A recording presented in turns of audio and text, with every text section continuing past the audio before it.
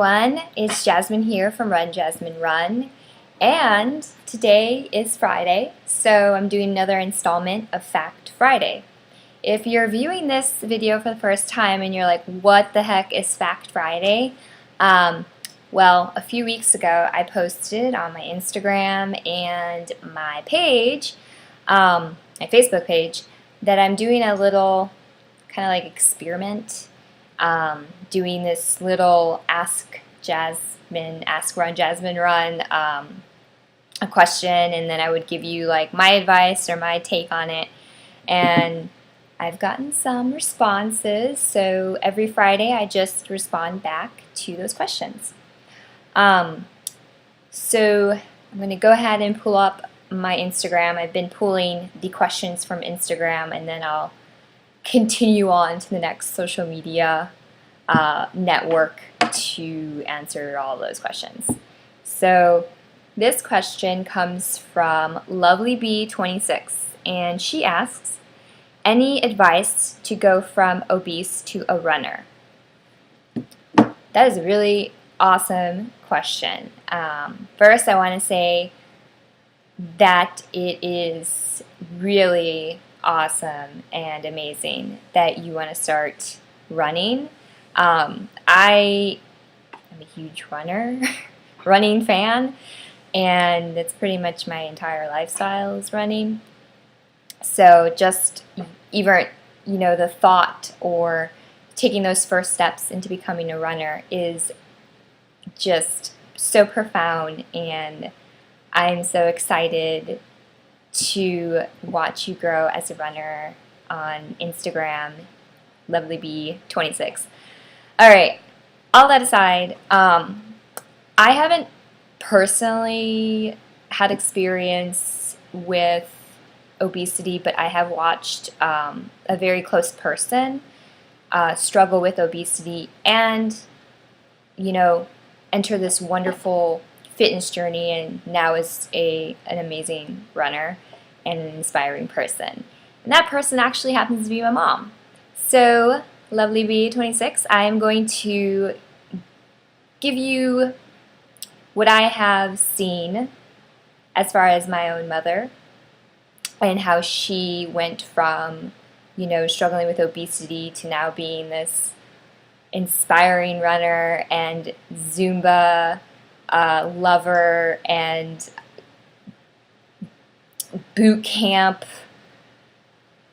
lover. I'm trying to think of all the things that she does because she's so active now.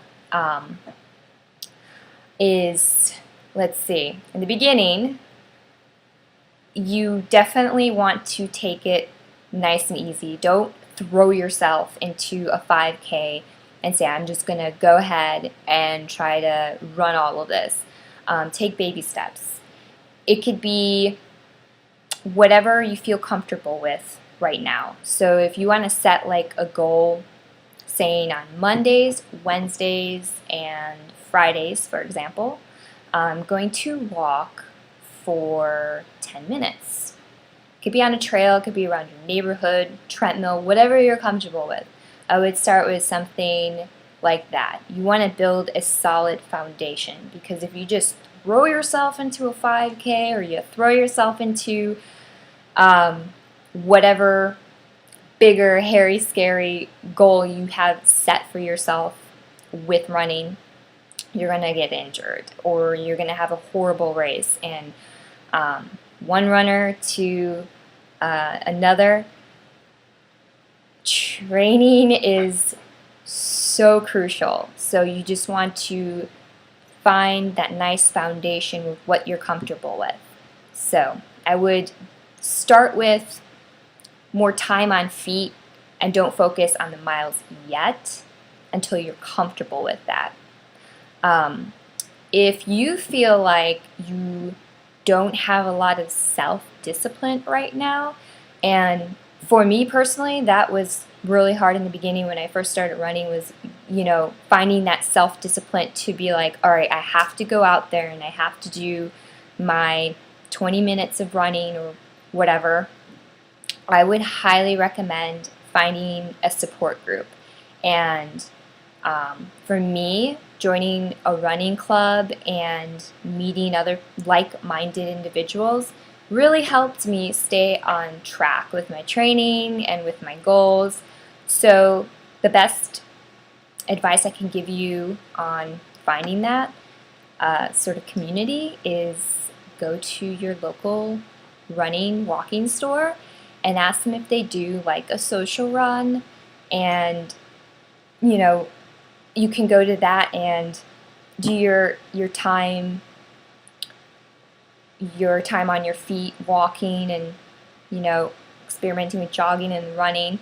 And it's a great way for you to meet other people who can encourage you, give even more advice. You could even possibly find someone who has a similar goal where they just want to get out of that whole rut of not being a runner, getting into the running lifestyle.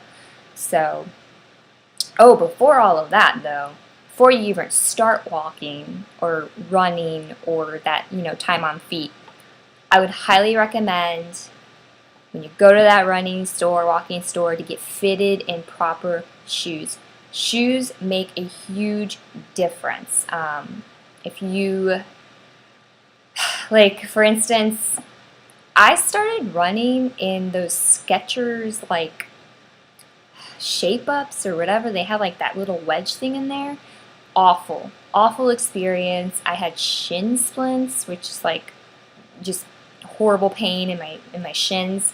So definitely get fitted in the right shoe, especially since you are putting so much impact on your knees and your ankles. It will help with the pain of running. So get that done first, and then go ahead when you get in there, talk to the people and say, hey, do you have like a social run? Some running stores offer that Couch to 5K program, which is awesome. My mother has done it several times. She swears by it, so I would highly recommend that. If you feel like you don't have the self-discipline right now for it, and you went ahead and you found a running club or you found a social run at your local running store, and you feel like you still don't have that extra oomph to get you running or on track for the training of the goal of whatever you have in mind, I would look into getting a running coach or somebody who is like a personal trainer / running coach, just because they can work with you cross-training wise to help you with your issues with obesity, and also get you into the right direction as far as running. So those are my little tidbits there for you as far as coming from obesity to runner. Some things that I would recommend personally is changing up your nutrition and diet. When you become a runner, you get something called the rungaries. That's what some of us in the running world call it, where you are, burning a lot of calories because you're running or you're walking. And I know that just from my experience watching my mom, because she was an emotional eater, you definitely want to keep track of your caloric intake and output. The best thing that I've used, and she also used, or still uses right now, is My Pal Fitness. It's an app that you can get on your phone. It's free. You can set it up, and it just keeps track of your workouts. You can go ahead, put in your workouts, say, hey, I ran for 20 minutes, and they'll tell you. It is an estimation, so it's, let's say you run or walk for 20 minutes, and it gives you an estimation of 200 calories burnt, depending on your metabolism, how hard of an effort you put into that walk or run.